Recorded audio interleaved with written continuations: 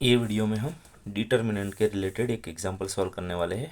Question ये है कि ये जो डिटर्मिनेंट है उसकी वैल्यू ज़ीरो है, तो हमें प्रूफ ये करना है कि a इक्वल टू बी होना चाहिए या फिर a इक्वल टू -2b होना चाहिए।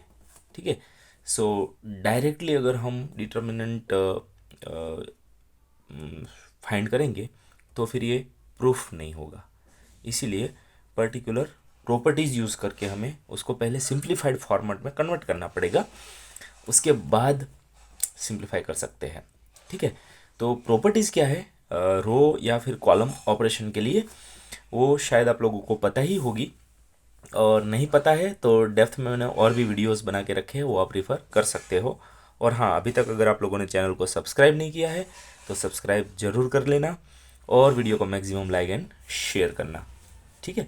अब प्रॉपर्टी थोड़ा रिकैप कर देता हूँ कि तीन तरीके के ऑपरेशंस हम करते हैं जनरली। वो क्या है, रो को इंटरचेंज कर सकते हैं, इसको हम लिखते हैं RIJ, है ना। सिमिलरली कॉलम्स के लिए भी हम ऑपरेशन कर सकते हैं, तो उसको हम CIJ बोलते हैं। ठीक है। तो इसका मतलब ये होता है कि ith row and jth row are interchange. ठीक है। कॉलम में भी ऐसा ही हो सकता है, ith column and jth column को हम अदल बदल कर रहे हैं। और अगर डिटरमिनेंट में हम ऐसा कर रहे हैं तो डिटरमिनेंट की वैल्यू माइनस हो जाएगी, नेगेटिव से मल्टीप्लाई करना पड़ेगा। ठीक है। फिर कोई भी रो को हम कोई भी नंबर से मल्टीप्लाई या डिवाइड कर सकते हैं, KRI। ठीक है।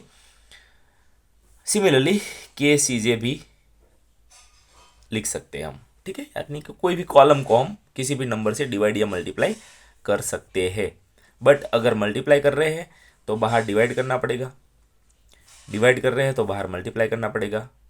या अगर एक तरीके से बोले तो कोई भी रो या कोई भी कॉलम में से हम किसी नंबर को कॉमन ले सकते हैं, डिटरमिनेंट में कॉमन ले सकते हैं, जबकि मैट्रिसेस में ऐसा कोई एक रो या एक कॉलम में से कॉमन नहीं निकाल सकते, है ना। मैट्रिक्स में से अगर कॉमन निकालना है तो हर एक रो में से कॉमन निकालना पड़ेगा या फिर हर एक कॉलम में से कॉमन निकालना पड़ेगा, जबकि डिटरमिनेंट में ऐसा नहीं है ना, एक रो में से या फिर एक कॉलम में से आप कॉमन निकाल सकते हो। और तीसरा ऑपरेशन क्या है, RIJ इंटू के, यानी कि के से मल्टीप्लाई करके आप किसी भी रो में ऐड कर सकते हो, किसी भी रो को मल्टीप्लाई करके, या फिर सिंपलीफाई तरीके से दिखे तो RI प्लस KRJ। इसका मतलब ये होगा कि जेथ रो को हम के से मल्टीप्लाई करके ith रो में ऐड कर रहे हैं, ऐड या सब्ट्रैक्ट कर सकते हैं। तो इसका मतलब ये हुआ कि ये जो जिस रो में हम ऐड या सब्ट्रैक्ट कर रहे हैं वो चेंज होगी, वो चेंज होगी, और जो हम किसको मल्टीप्लाई कर रहे हैं वो जस्ट हेल्प कर रही है, सो वो चेंज नहीं होगी, वो हेल्पिंग नेचर में होगी। सिमिलरली कॉलम में भी हम ऐसा कर सकते हैं। ठीक है। तो उससे भी डिटरमिनेंट की वैल्यू में कोई चेंज नहीं आएगा।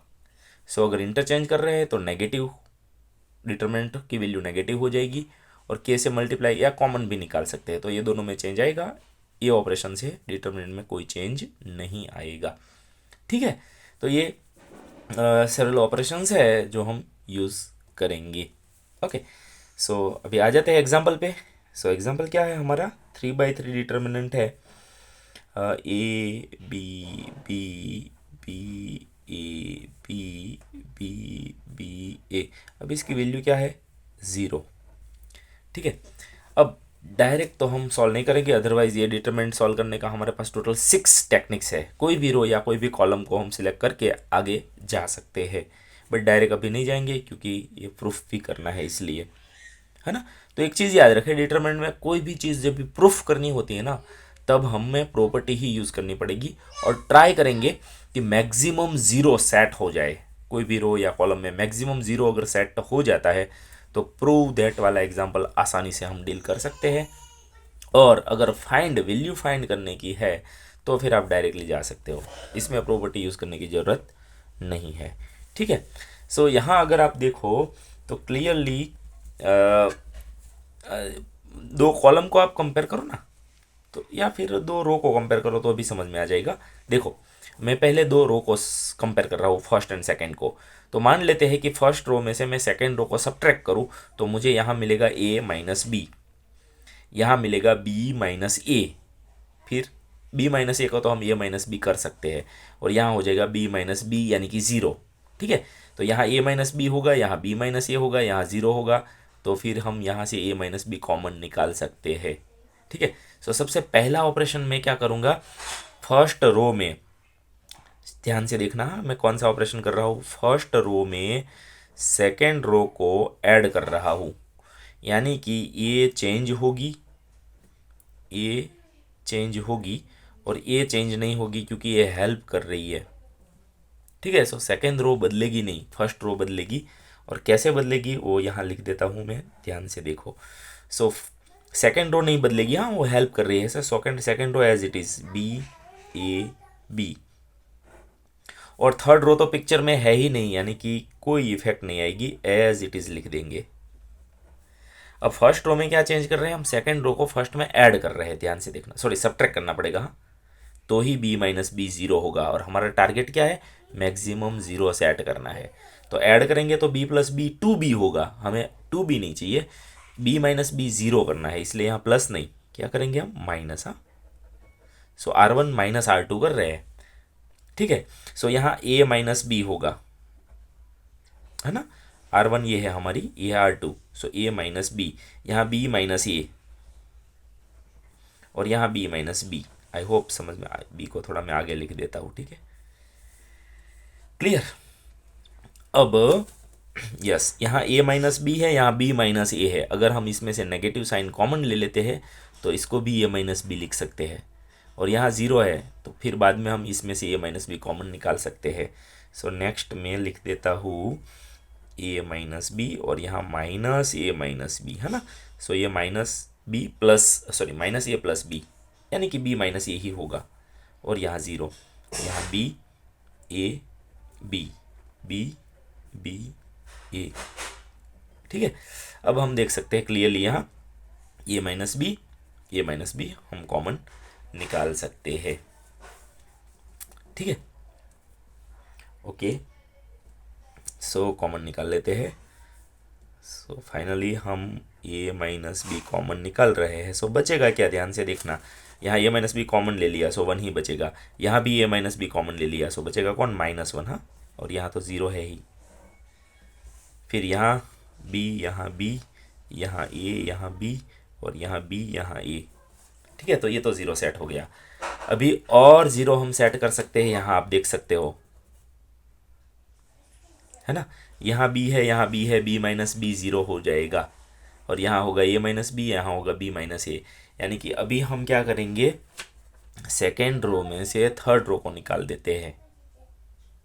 ठीक है, सो आप थर्ड में से सेकंड को भी निकाल सकते हो, कोई प्रॉब्लम नहीं है, क्योंकि फाइनली हमें बी माइनस बी ज़ीरो करना है। आप ज़ीरो यहाँ भी कर सकते हो, ज़ीरो यहाँ भी कर सकते हो।